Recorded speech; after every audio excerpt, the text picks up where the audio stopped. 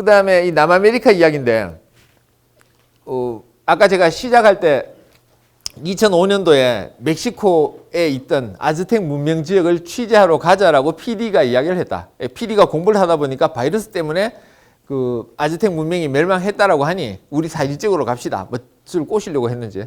그런데 어쨌든 안 가고 끝났습니다. 왜 안 갔냐면 그쪽에서 취재 가겠다라고 연락을 했는데 계속 답이 안 오다가 미국 여행 끝나고 돌아왔더니 와 있더라고요. 그래서 안 갔는데 맨 마지막에 이제 그 PD는 12월까지 만들기로 했대요. 11월쯤 돼서 이제 막바지 작업이 들어갔는데 예산이 조금 남았답니다. 조금 남아서 카메라 감독 보고 나는 PD가 나는 안 갈 테니까 카메라 감독 네가 가서 찍어와라 그랬더니 감독이 뭘 내가 직접 가냐고 그 밑에 있는 카메라 기사하고 조연출하고 둘이 가서 찍어와서 실제로 EBS에서 나온 바이러스 다큐멘터리에는 그 아즈텍 멸망 장면이 나오긴 합니다. 콜럼버스가 아메리카 대륙 발견한 다음에 이 아메리카 전체에 사는 사람들이 이게 인디안이잖아요.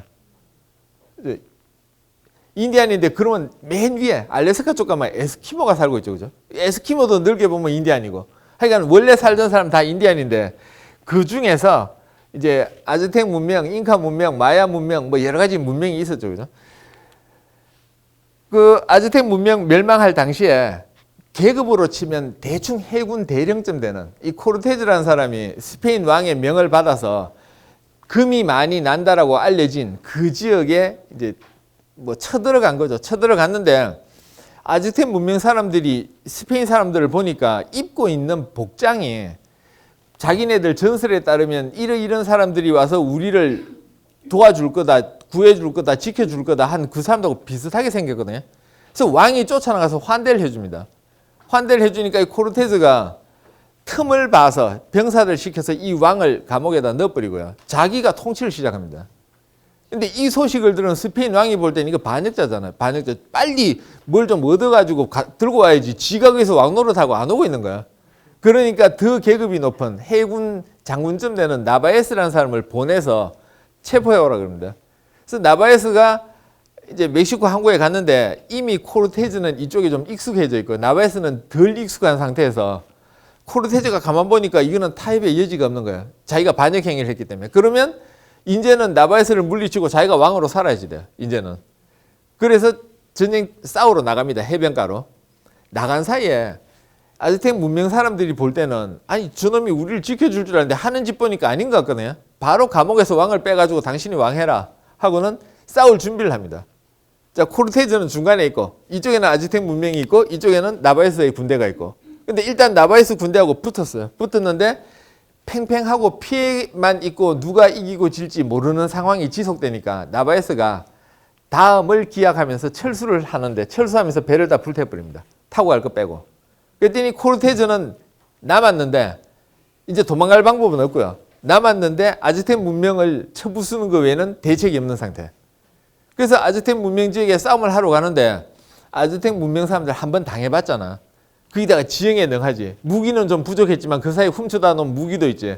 1차 전투에서 코르테즈가 대패를 합니다. 지금 이런 내용이 이 미국에서 만든 다큐멘터리에 나온 내용입니다.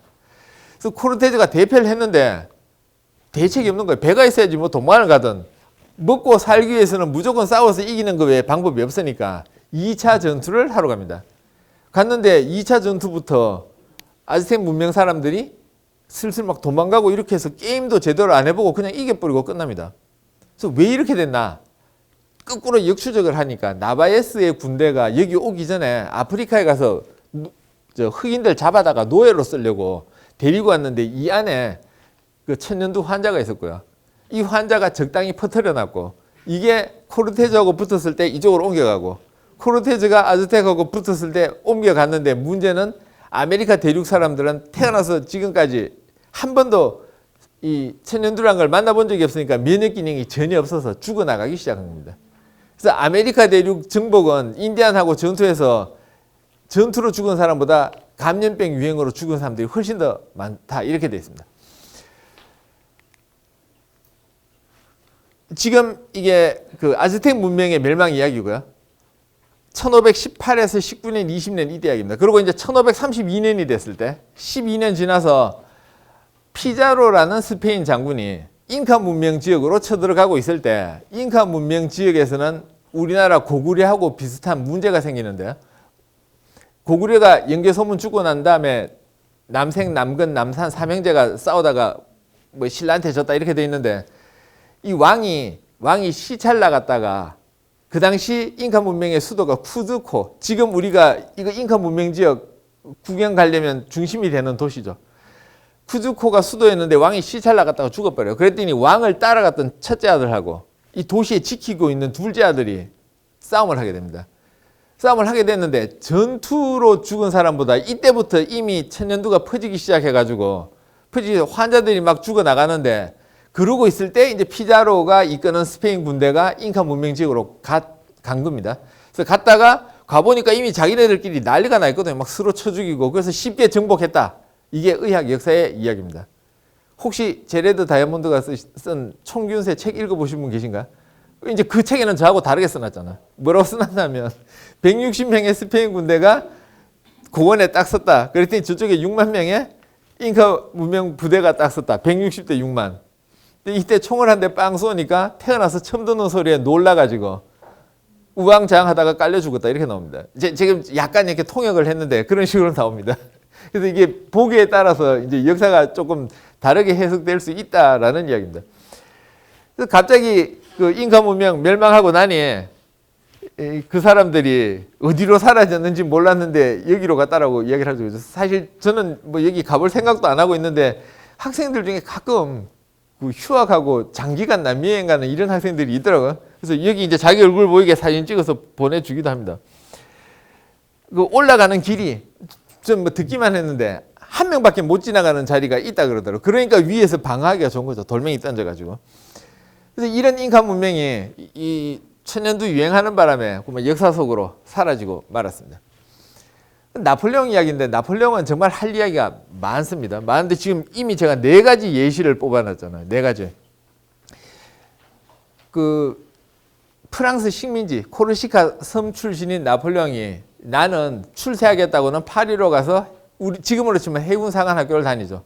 그리고 20대 때 이제 해군 장교로 전투에 참여를 하는데 가기만 하면 연전연성 20대 때. 그래서 이제 나폴레옹의 인기가 쫙 올라가고 있었는데요. 그 후에 나폴레옹이 했던 일이 이제 조금 더 힘이 세졌을 때 이 1796년에 그러니까 프랑스 혁명이 일어난 7년 후 1796년에 영국에서 에드워드 제너가 종두법이라는 걸 개발합니다. 천년두에 대한 백신을 처음 만들었습니다. 그래서 인류 역사상 최초로 만든 백신이 효과가 있어서 지금은 지구상에서 사라졌죠. 1979년에서 80년에 세계보건기구가 천년두는 지구상에서 사라졌다고 아예 선포를 해버렸죠. 그런데 그게 1796년에 영국의 에드워드 제너가 처음 개발했는데 예방법을. 근데 에드워드 제너는 런던에서 공부를 하긴 했지만 시골에 있는 개업의사입니다. 그래갖고 개발했다라고 하니까 런던에 있는 대학 교수들이 그래 잘했으라고 하겠습니까? 지가 뭔데 하고 안 받아주죠. 테스트를 해볼 생각도 안 하는 거죠. 그러고 있는데 프랑스에서 나폴레옹이 이 소식을 듣고는 그런 게 있다고 우리 다 맞아. 그래서 프랑스 군대가 먼저 맞습니다. 맞았더니 프랑스에서는 예방 효과가 잘 나오는 거야. 그래서 영국에서 뒤늦게 맞기 시작합니다. 그런 게 조금 있죠. 이제 그 주인공이 아닌 사람들이 이 주도권을 쥐려고 하면 이제 이미 주류에 속한 사람들이 약간 무시하는 경향이 있죠. 또 나폴레옹은 이 모포 소독을 했는데 모포 소독. 이 당시에 그 제일 유행한 감염병이 발진티푸스라는 건데 발진티푸스. 세균이나 바이러스가 원인이 아닌 리케차라는 게 이게 원인인 병인데 리케차가 원인인 병은 몇 가지 없습니다. 없으니까 이거 하나만 알고 있으면 된다. 발진티푸스. 우리나라 법정 전염병인데 환자는 거의 안 생깁니다. 그래서 발진티푸스가 이가 옮기는 병인데 이. 사람 몸에는 머리니, 털이, 몸에 있는 털이, 그 다음에 몸이 3가지가 있는데 이 이가 옮기는 병이니까 수용소 생활하면은 옆 사람한테 옮길 가능성이 높아집니다. 그냥 집에만 있으면 자가격리하면 안 생기고요. 그런데 나폴레옹이 왜 그랬는지 모르겠는데 이 모포 소독을 했습니다. 소독이래 봐야 뜨거운데 내놓는 거죠. 그랬더니 이가 잔뜩 죽겠죠, 그죠? 그래서 나폴레옹의 군대는 발진티푸스가 안 생기는 겁니다. 다른 군대는 생기는데.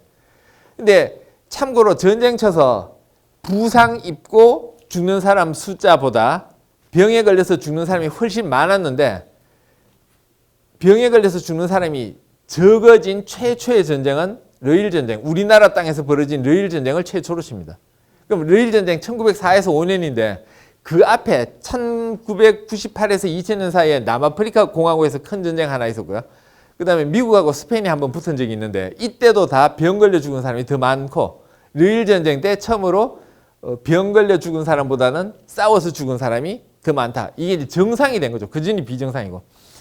그래서 나폴레옹 시절에 발진티푸스가 무지 유행하는데 프랑스 군대는 그 피해가 없고 다른 군대는 피해가 있으니까 이기는 거죠. 뭐.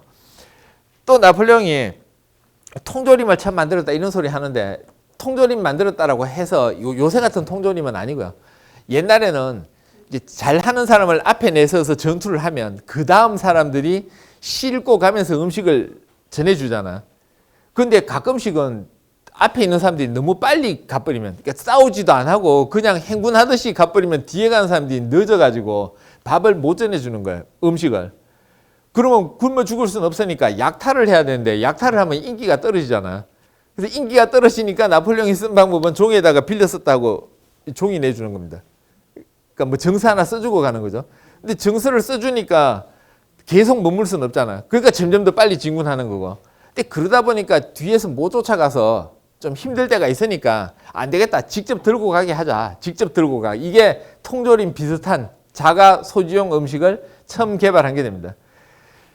나폴레옹 시절에는 아직도 미생물 개념이 없을 때인데 경험적으로 이렇게 하면 낫겠지 하고 이 싸고 간 음식들이 조금 효과가 있었고요. 그 다음에 나폴레옹이 그 학자들을 많이 데리고 다녔죠. 그래서 1798년부터 98년까지 그 전 한 2, 3년 동안 이집트 침공했을 때 학자들 우르르 가가지고는 군인만 데리고 간 게 아니고 별거 다 훔쳐왔잖아요. 그 중에 로제타 돌도 훔쳐왔고요. 그래서 로제타 돌 훔쳐왔더니 이거를 이제 프랑스에서 해독을 다 했죠. 그런데 문제는 그 돌이 지금 루브르 박물관에 있는 게 아니라 영국 박물관에 가 있습니다. 그 후에 전쟁 쳐서 나폴레옹이 지는 바람에 영국에서 들고 가버렸습니다. 나폴레옹이 학자들 많이 데리고 다녔는데 그러니까 훔쳐온 게 많죠. 지금 오늘날의 루브르 박물관이 그래서 생겼는데 의사들도 많이 데리고 다닙니다. 의사들도. 그러면 의사를 데리고 갔는데 환자가 많이 생기니까 건물 하나 뺏은 다음에 의사한테 너 여기 남아있어 그럽니다. 한 명을.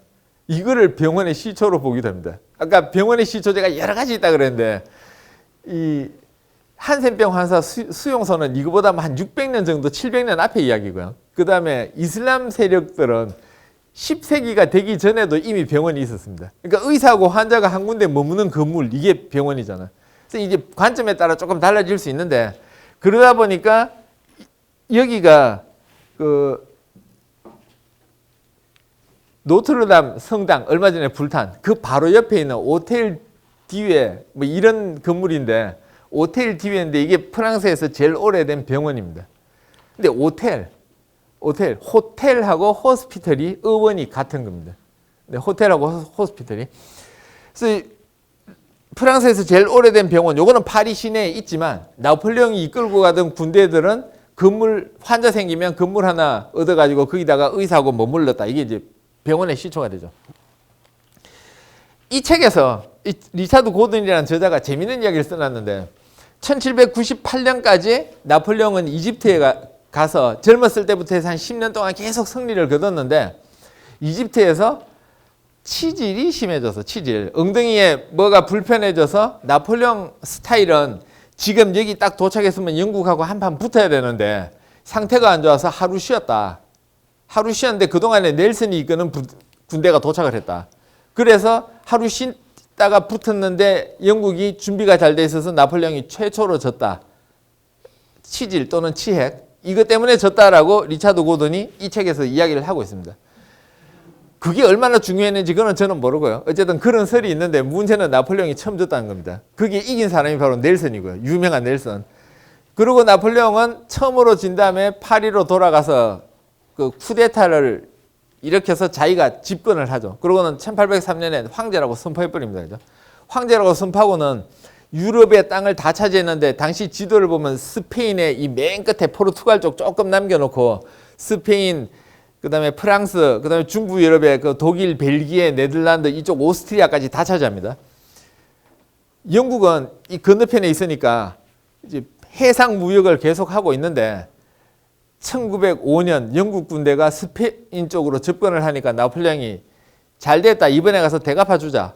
하고는 넬슨이 이끄는 군대하고 스페인의 트라팔가 바로 앞에서 한판 붙습니다. 붙었는데 이번에도 대패를 합니다. 그래서 넬슨이 대승을 했는데 이 이순신 장군 흉내를 내려고 그랬는지 끝나기 전에 죽어버렸어요. 그 소식을 못 듣고 영국에서는 이겼다고 마중 나왔더니 장군님께서 돌아가셨습니다. 이러고 있는 거야. 그래서 이제 영국에서 이거 안 되겠다. 넬슨 같은 훌륭한 사람을 기려야지 하고는 런던 시내 한복판에 광장에다가 이름을 트라팔가라고 붙이고 스페인 땅 이름을 붙여놓고는 높다랗게 이게 동상을 저 위에 세워놓습니다. 그 보면 넬슨이 어딘가 이렇게 딱 보고 있는데 버킹엄 궁전을 보고 있습니다. 그래서 저한테 설명해 준 사람은 넬슨이 이번에는 내가 지켰지만 앞으로는 임금님이 나라를 지키셔라 뭐 이런 뜻으로 이 버킹엄 궁전을 보게 만들었답니다. 나폴레옹이 열이 오르잖아요. 넬슨은 죽었는데 자기는 졌거든요. 그러니까 영국에다가 특사를 보내서 영국은 대륙하고 영국은 대륙, 유럽의 대륙하고 무역을 하면 안 된다. 다른 나라에도 다 선포해버립니다. 그랬더니 다른 나라들 별 상관없고 영국은 그래 하지마 우리는 해상 무역해서 먹고 살 거야. 그리고 이제 제일 피해가 큰 데가 러시아죠. 러시아는 영국에다 모피 팔아서 얻는 수입이 많았는데 그래서 무시하고 그냥 무역을 합니다. 그랬더니 나폴레옹이 열받아가지고 이제 모스크바로 쳐들어가죠. 이게 한참 있다가 그 전쟁 치고 한참 있다가 이 메소니에라는 화가가 그린 그림인데 이 그림에서 나폴레옹 군대는 쳐들어가고 있겠습니까? 돌아오고 있겠습니까? 자, 확률 둘 중에 하나입니다. 아무나 이야기 한번 해보시죠. 근데 여러분이 이야기하시니까 누가 이야기했는지를 제가 몰라서 이게 상품 없습니다. 쳐들어가고 있습니다. 어떻게 하냐면 이제 이때 1812년인데 1812년 여름이 되기 전에 나폴레옹은 엄청난 군대를 끌어모았다. 이 유럽의 기록. 엄청난 군대 몇만 명인지 봤더니 영어로는 그랜드 알미라고 대부대라고 쓰고 50 내지 60만 명 쪼잔하게. 째째하잖아. 그보다 1200년 앞서서 저 수나라 문제 양제 시절에 고구려 쳐들어올 때는 을지문덕이 113만 8천 명하고 붙었다라고 돼 있는데 1200년 지나서 그 반을 데리고 오면서 그랜드 알미라고 하고 있으니 어쨌든 이게 그렇게 끌어모았더니 이제 결정적으로 문제가 있죠. 예를 들면 진격 앞으로 하는데 못 알아듣는 겁니다. 나라가 다 달라가지고. 그 다음에 출발할 때부터 이게 발진티푸스가 유행을 하는데 하필이면 이때 이 나폴레옹이 그전에는 모포 소독해놓고 이때는 안 했어. 그랬는지 발진티푸스 환자가 생겨서 출발해서 가면서 계속 환자가 생겨나서 병사 숫자가 줄기 시작합니다. 거기다가 10월에 모스크바에 도착했는데 그 해에 겨울에 추위가 빨리 왔답니다. 근데 제가 2년 5개월 전에 모스크바를 처음으로 가봤거든요. 저는 가고 싶지 않은데 그때 그 믿을 만한 사람이 처음부터 끝까지 안내를 다 하겠다 그래가지고 갔는데 2년 반 전에 우리나라 얼마나 추웠는지 혹시 기억나세요? 아침마다 일기예보 오늘 온도 보면서 야 한국보다 얘가 0.5도 낮다. 맨날 제가 그러면서 한 일주일 있다 왔습니다. 근데 한국보다 0.5도 낮은데 영하 한 15에서 20도 사이.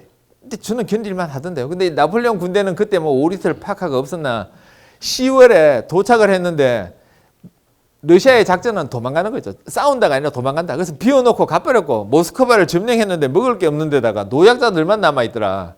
그랬는데 점령하고 며칠 있으니까 누가 불질렀는지 모스크바 시내가 불타기 시작한 겁니다. 안 그래도 먹을 게 없는데 며칠 참다가 안 되겠다 돌아가자 라고 나폴레옹이 선언한 날 돌아가자 10월 19일입니다. 제가 날짜를 절대로 안 까먹습니다. 제 생일이거든요. 그러고 수십 년 지나서 차이코프스키가 이거를 음악으로 노래로 만든 게 1812년 서곡입니다. 그래서 나폴레옹이 전쟁치러 갔다가 갈 때는 그래도 이렇게 갔는데 먹을 게 없으니까 오는 길에 말을 잡아 먹었다 이렇게 됐습니다. 그래서 이게 돌아오는 그림이 아닌 거고요. 실제로 5, 60만 명 갔는데 파리에 도착한 사람은 3만 명도 안 된다 뭐 이런 기록도 있습니다. 그게 뭔가 하면 이제 오다가 있어 봐야 먹을 것도 안 주니까 그냥 각자 알아서 집으로 간 거죠. 뭐 가다가 죽은 사람들도 많았을 거고 발진티푸스 환자도 많았을 거고. 그래서 이 나폴레옹을 몰락시킨 대표적인 병이 바로 발진티푸스입니다. 그래서 이 발진티푸스는 사실 나폴레옹 시대보다 조금 더 앞에 17, 18세기에 더 유행을 했는데 19세기가 됐을 때도 좀 남아 있어서 이 나폴레옹이 피해를 많이 입었죠. 유럽과 미국에서 산발적으로 유행을 하는데 인류 역사를 통해 보면 이 감염병이 대유행을 하더라도 어느 순간에는 이렇게 쑥 이제 잦아집니다.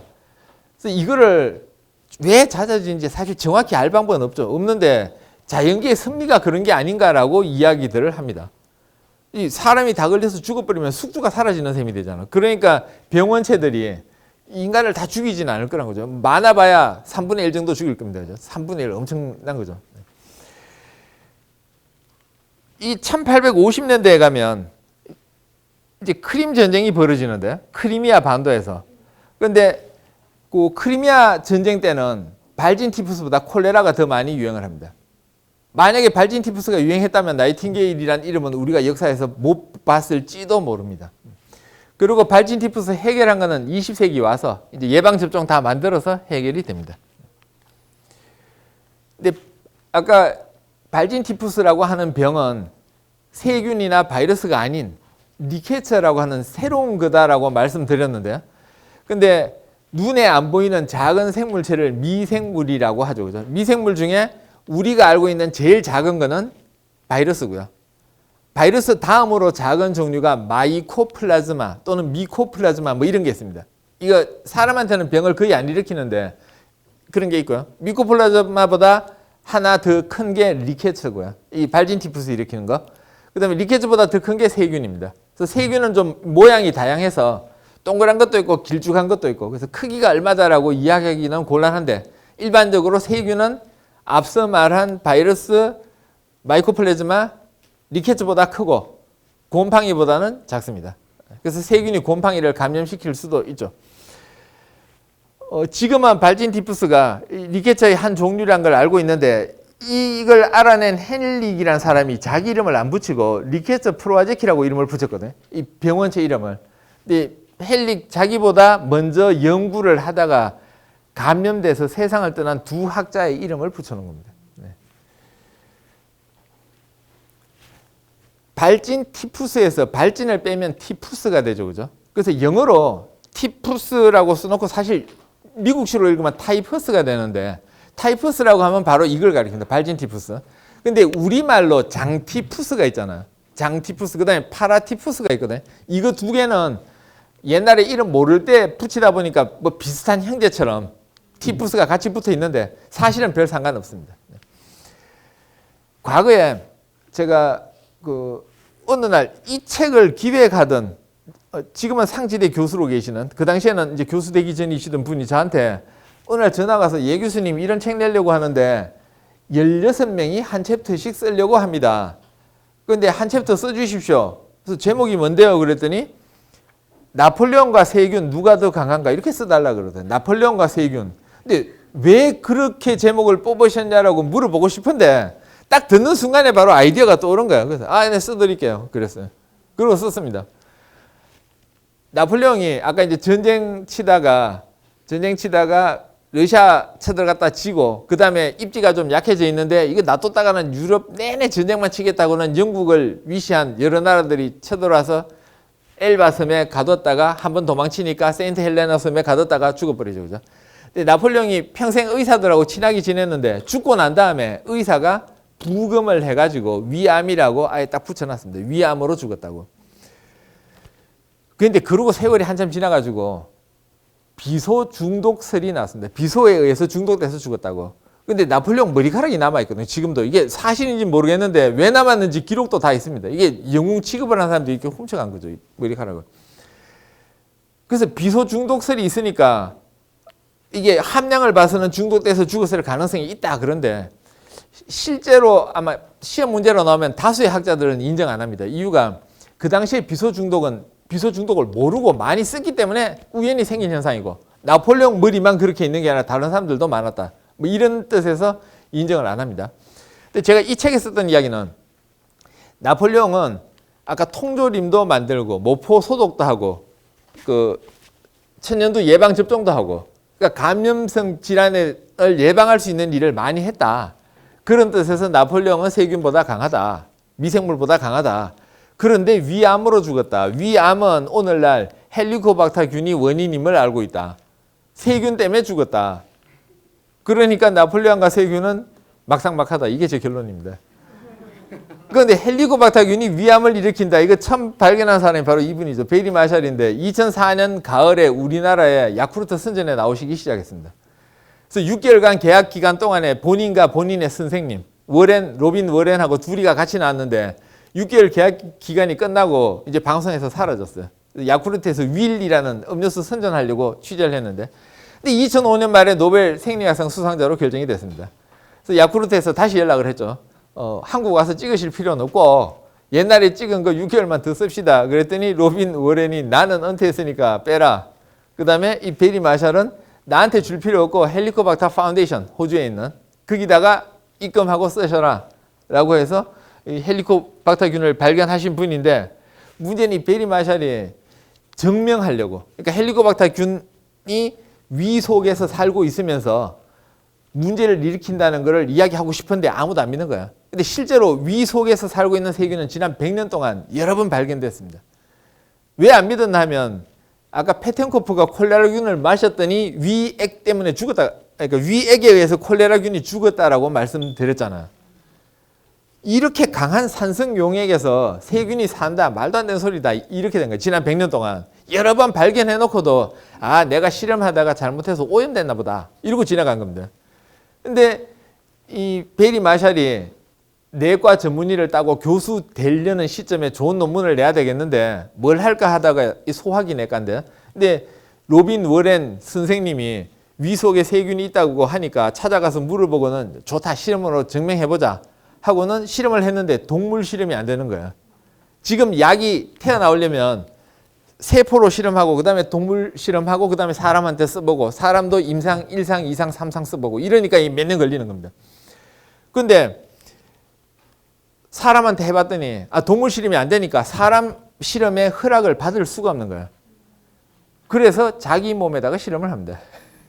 근데 이거 옛날에는 자기 몸을 희생한 실험 그랬는데 요새는 윤리 위반으로 아예 인정 자체를 안 해줍니다. 호주가 또 그 방면에 좀 뛰어난 나라이기도 하고. 그래서 연구를 했는데 연구 결과는 얻었지만 발표를 못하는 겁니다. 윤리 위반이라서 논문 내봐야 안 받아줘요. 학술지에서. 그런데 다행히 이 세균을 죽이는 약을 찾아냅니다. 약이란 거는 이미 많이 있잖아요. 많이 있는 걸 테스트 해보니까 이 약을 쓰니까 죽네. 그래서 광고를 냅니다. 위궤양으로 고생하시는 분 연락 주십시오. 약을 보내드리겠습니다. 이 약은 내가 새로 만든 게 아니고 이미 시중에서 쓰이고 있는 안전한 약입니다. 그래서 써봤더니 효과가 좋은 겁니다. 그래서 나중에 노벨상까지 갑니다. 그러니까 이 자기 몸을 희생한 실험하면 윤리 위반입니다. 그렇기 때문에 코로나 백신 약 빨리 안 나옵니다. 네. 이 러시아 입장에서는 조금이라도 이쪽으로 좀 따뜻한 쪽으로 가고 싶은데 이 크림반도가 지도상으로는 이거는 이제 소비에트 연방일 때는 소련이었고 지금 러시아 옆에 있는데 이게 터키 땅입니다. 거리로는 이쪽이 훨씬 가까운데 이게 터키 땅. 근데 마음만 먹으면 금방 점령할 수 있잖아요. 그래서 러시아가 이쪽으로 쳐들어가죠. 조금이라도 좋은 땅 차지하려고. 그런데 터키는 힘이 없어요. 근데 러시아가 여기 오면 이 강대국이 여기에 오면 이쪽이 다 영향을 받을 것 같으니까 터키는 힘이 없어서 안 된다. 우리 뭉치자 하고는 멀리 있는 영국, 프랑스, 스페인 이쪽 이탈리아까지 이쪽으로 군대를 다 보내버립니다. 그래서 여기서 한판 붙게 됩니다. 이게 크리미아 전쟁입니다. 러시아는 이보다 약 300년 전부터 이제 왕정, 우리 표트르라고도 하고 피트라고도 하는 이 대제 시절부터 해가지고 한 300년 절대 군국주의였는데 여기 전쟁치를 한번 보냈다가 결과적으로 이 연합군한테 져서 왕의 힘이 뚝 떨어지죠. 이게 한 60년 지나갔다가 나중에 아예 공산혁명한테 쓰러지게 됩니다. 근데 이때 크리미아 전쟁이 일어났을 때 이제 영국에서는 나이팅게일이 오게 되는데 이게 뭐 전쟁이 왜 일어났는가 하는 게 러시아가 좋은 땅 차지하려고 이제 쳐들어온 거죠. 그때 영국에서 나이팅게일을 보냅니다. 근데 전쟁터에 젊은 여성이 따라간 거는 나이팅게일이 처음이 아니고요.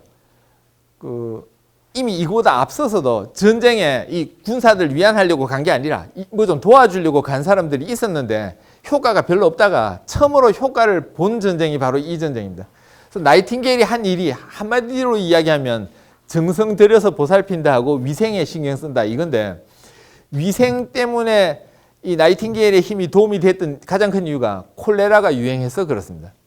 콜레라는 물만 깨끗이 먹으면 안 생기거든요. 근데 이게 지금 1850년대니까 영국에서 아까 존 스노우가 펌프 물이 원인이다라고 알아내던 그 시절에 나이팅게일은 기본적인 생각이 그 독일 보건부 장관 페텐코프하고 똑같은데 깨끗한 물, 깨끗한 공기가 몸에 좋고 더러운 물, 더러운 공기가 나쁘다. 근데 이게 더럽다는 게 세균이 오염되어 있다 이런 뜻은 아니거든요.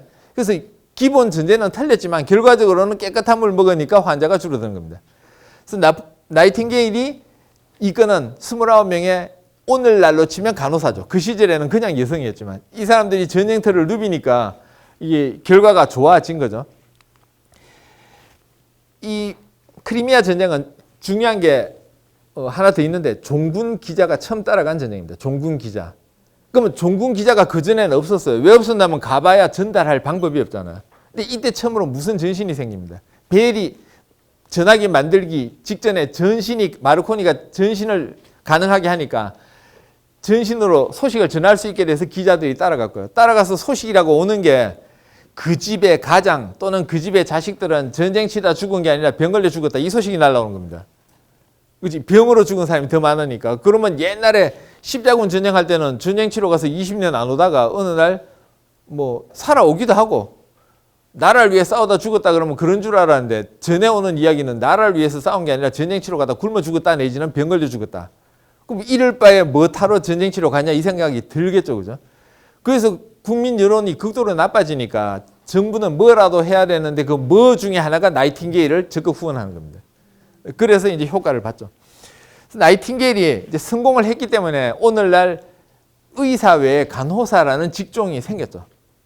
간호사라는 직종이 생겼는데 실제로 160년 동안에 다른 직종 많이 생겨났습니다. 임상병 의사, 자급치료사, 물리치료사, 방사선사 뭐 이런 것들이 생겨났죠. 아마 앞으로 더 생겨날 겁니다. 그래서 나이팅게일이 성공 요인 본인이 믿는 바대로 따랐다. 그 당시에 영국에서 여성들의 권리가 크지 않았는데 싸우면 남성들이 왕창 덤벼들 테니까 싸움을 택한 게 아니라 자기를 믿어주는 왕하고 우리로 치면 총리쯤 되는 사람 이 둘한테만 계속 요구사항을 이야기하니까 왕과 총리만 설득을 하면 그 사람들이 알아서 하잖아. 이게 성공 요인이다. 그러니까 자기를 비판하는 사람하고 맞서 싸우지 않았다. 그 다음에 워낙 출신이 좋아가지고 함부로 할 수 없는 사람이었다. 이 출신이 좀 나빴으면 아니었을 거고요. 그 다음에 사실 여성 인권은 역사적으로 보면 한 번 이렇게 뛴 게 아니라 계단식으로 이렇게 한 번 뛰었다가 또 뛰었다가 또 뛰었다 이렇게 되잖아. 이 시기에도 좀 여성 인권이 조금 상승되던 시기에 시기적으로 잘 맞았고, 그 다음에 영국의 도시에 인구가 많이 밀려드는데 대책이 없던 시절이니까 살 곳이 없는데 밀려드니까 방 하나에 수십 명 살고 이러던 시절에 위생을 중시해서 따라보니까 조금 성공적이었죠. 그러니까 나이팅게일이 성공했고, 제가 개인적으로 제일 강조한 거죠. 발진 티푸스가 아니라 콜레라가 유행했다. 발진 티푸스가 유행했으면 모포 소독해야 되는데 그 당시에는 이 정도 여건이 안 됐으니까 콜레라가 유행한 게 좋았다. 그거죠. 마지막 하나입니다. 미국이 1776년 여기서 독립선언 한 다음에 27년 동안 쭉 이렇게 커졌습니다. 근데 1803년은 프랑스의 나폴레옹이 점령을 한 다음에 여기 쿠바에 있는 쿠바와 아이티 쪽에 프랑스 사령부에다 사람을 보낸 다음에 이 루이 임금님의 땅 루이지애나를 통치하게 했는데 보낼 때마다 사람이 죽습니다. 황열 걸려서. 죽으니까 안 되겠다고는 토마스 제퍼슨한테 이 땅을 팔아버립니다. 그래서 미국이 요게 하루아침에 이렇게 넓어집니다. 그리고 이쪽은 나중에 서부에 급난다 하고 소문내버렸더니 줄줄이 이쪽으로 옮겨가서 스페인이 밀려나게 됩니다. 이게 미국의 형성 과정입니다. 그런데 1900년 정도 되니까 미국이 이제 힘을 쓰게 돼요. 1900년, 100년이 지났습니다. 그랬더니 팍스 아메리카나, 아메리카 대륙은 아메리카에게. 이게 뭔가 하면 이때까지 너희들은 제국주의 많이 했잖아. 이제부터 우리가 할 거야. 남미에 손대지 마. 그러니까 스페인하고 붙게 됩니다. 그죠? 붙게 되는데 미국 생각에 스페인한테 이기려면 파나마에 운하를 건설해야 되겠다. 파나마. 그래서 물동량을 이쪽으로 바꿔버려야지 우리가 힘을 쓰겠다 하고 파나마에 운하 건설을 하는데 이 고르가스나 이런 사람들을 보냅니다. 레셉스라고 하는 수에즈 운하를 건설하는데 성공했던 사람이 이 건설 책임자로 왔는데 수에즈 운하와 다른 점은 환자가 하도 많이 생겨서 일꾼들 보내면 다 죽는 겁니다. 이게 황열이라고 하는 병 때문에 그런데요. 뭐 말라리아도 있었고. 그래서 이걸 해결하려고 어떻게 할까 하다가 이 월터 리드라는 군의관을 네가 책임지고 해결해. 그래서 월터 리드가 쿠바에 있던 핀레이를 찾아갑니다. 왜냐면 핀레이가 모기가 원인이다라고 쓴 글을 봤거든요. 그래서 핀레이한테 물어보니까 설명을 해줬죠. 그래서 모기가 원인? 아, 그럴 것 같네. 근데 증거가 있어야 되잖아, 증거. 참고로 이 월터 리드는 워싱턴 DC에 가면 미국에서 군사병원 중에 제일 좋은 월터 리드 하스피탈에 자기 이름이 있고요. 그 안에 이거 박물관입니다. 그래서 이 월터 리드가 이끄는 연구팀들이 모여서 회의하고 있는 장면인데 핀레이의 이야기를 들어보니까 모기가 원인인 것 같다. 자, 증명해보자 해서 라지어라는 학자가 내가 솔선수범하게 하고는 모기가 있는 방에 들어가서 지내면서 황열 걸렸는데 문제는 죽어버립니다. 처자식 남겨놓고. 그래서 라지어도 죽었고요. 클라라 마스라는 간호사도 환자 돌보다 죽었고요. 일본에서 노벨상 놓쳤다고 주장하는 노구지 히데오도 아프리카 가서 연구하다가 황열 걸려서 죽은 사람들입니다. 황열이 모기 때문이다 증명이 됐어요. 그래서 그때부터 대대적으로 모기 박멸 작업을 하는데요. 모기장 치기 시작한 거 이때부터 유행했고요. 그 다음에 물 고인 데는 깨끗하게 다 씻어내버리고 모기가 알을 못 낳잖아요. 그렇게 해서 환자가 확 줄게 되고 결과적으로 파나마 운하 건설에 성공합니다. 그래서 미국의 힘이 커졌죠. 저희가 사는데 바이러스가 잠깐 새들어 사는데 왔더니 바이러스가 집주인인데 우리가 잠깐 새들어 사는 거였던 것 같습니다. 오늘 좋은 강의 해주신 이병일 교수님께 큰 박수 부탁드립니다. 네, 감사합니다.